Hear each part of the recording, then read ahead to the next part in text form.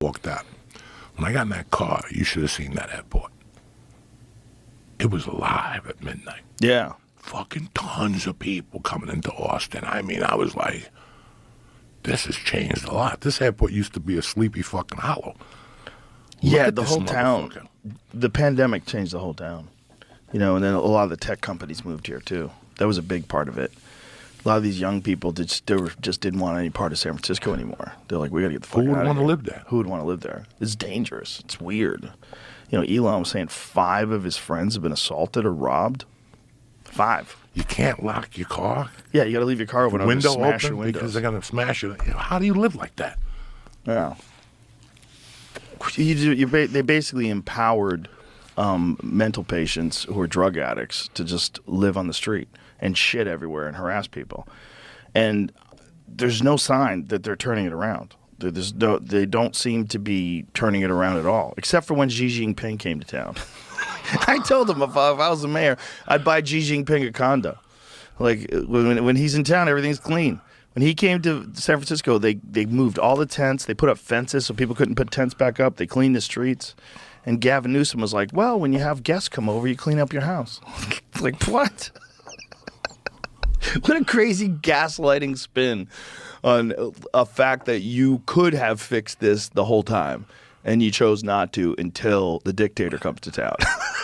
You know, in my criminal heyday, I used to move around a lot, and I ended up in San Francisco, August of '85. I was in Boulder. The cops were looking for me, and I said, fuck it. Where do I go? I went to the airport, and I picked a spot. And I go, what's the closest flight here leaving? San Francisco. All right, get me to San Francisco. And I went up there. And I went right to the Tenderloin, Joe. And it was buck wild. I mean, for a New York City kid to look at you and go, you got to be careful down there. I still remember in 1985, they had a place called Coffee Ron's that was a topless coffee place. Yeah. With the ugliest titties you've ever seen in your fucking life in there. I mean, they weren't award-winning titties. Soggy, they looked like a puppy was going to milk on them, but they had that. Yeah. And they were open 24 hours right down the block from me. It was a wild city. It was wild. And up the corner were hookers for fucking miles. It had a stand-up scene, but it never had a stand-up scene like Boston or New York or No, but it LA. was a good stand-up scene. Solid scene. Yeah. Robin Williams came out of there. Who else? Did Slayton. We were just talking about it, the Korean girl. She's from San Francisco. Margaret Kim? Margaret Cho. Margaret Cho. Her mother had a bookstore downstairs or something. A couple funny guys came out of Frisco. That's the comedy. Sorry, Margaret. The comedy festival really was great up there. It really did a lot for a lot of comics. I never went to that one. I did it. I quit. Yeah? 4 nights.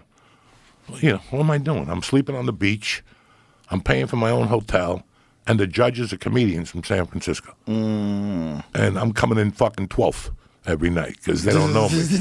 These guys are coming in first. You know, the judges are hugging them, smoking dope with them. What year was this that you did it?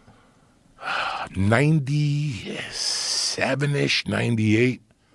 I drove home. I went to the Comedy Store. They let me go up. And I went to the House of Blues and saw Celia Cruz. Instead of fucking I left Thursday House night. of Blues used to be the shit. The shit. We used to go across the street and watch killer bands. Fucking unbelievable for It was free. amazing. Just walk in. Yeah, hey come guys. on over. Yeah, they just let us over. in. It was amazing. I went to see one of my mother's friends there. My mother's friend was this Cuban dude, Patato Totico. They're huge in Cuba. And he was playing there by himself. He had to be like 70. Before I forget, what is your cousin's band in Cuba? That band? Emmy Alfonso. Emmy Alfonso. She had some new shit. She was just here. She came down for I wanted to put him on the Spotify list. Their shit is banging, but I couldn't remember. She came here for fucking South by Southwest. Really? Yeah, she was in South by Southwest. How do you say it? How do you spell Emmy, it? E-M-E. E-M-M-Y? E-M-E. E-M-E? A-L-F. Alfonso. A-L-F-O-N-S-O. Got it. Bam. There it is. Can you believe that's my family up there? The Instagram shot at the What's top. a good song that I should put on the Spotify playlist? That's my family, bro. That's my legitimate fucking family. That guy on the far left is my mother's brother. That's his son that owns La Factoria in Cuba, the big club where you go to.